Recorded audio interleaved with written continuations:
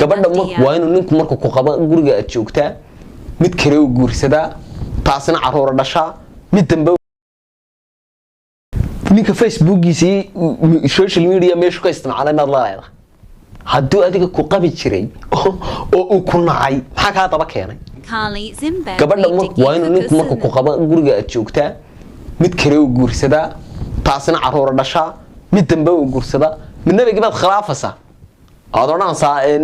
afar guursan nabiga baa khilaaftay inuu ka dad dumarka tiin sallallahu alayhi wasallam afar baad guursan kartaa aduguna afar tibad ku haysataan ka hor mid ka diin ba haysta marka dubna nolol soo noqon waxa anigu nabiga shan bad guursanay wallahi imka baan sheegay inuu tan guursan doona waxaan leenayaa afar tawan guursanaya midba mid markay dhashaabanta kale guursanay adna mid dadana ka mud karaa ilaana ku qabay waxba yira si talaana halka san waxaan doonayaa inaan soo gabagabeeya gabadhan waxa la subadinayna ku sheekhu sheegay maanahay wada sheekhan wax badan waa leeno sheego waxba weyn ku qaadan anigu qalad baan arkaa haday idinku sax u aragtaan idab daray iyo dhilanimo aan arkaa waaniga oo igu jeed waadii maxaa ugu jeedo waaba ka eeyad baad hadda soo celinka YouTube-kiisa barnaamijyadiisa hawliis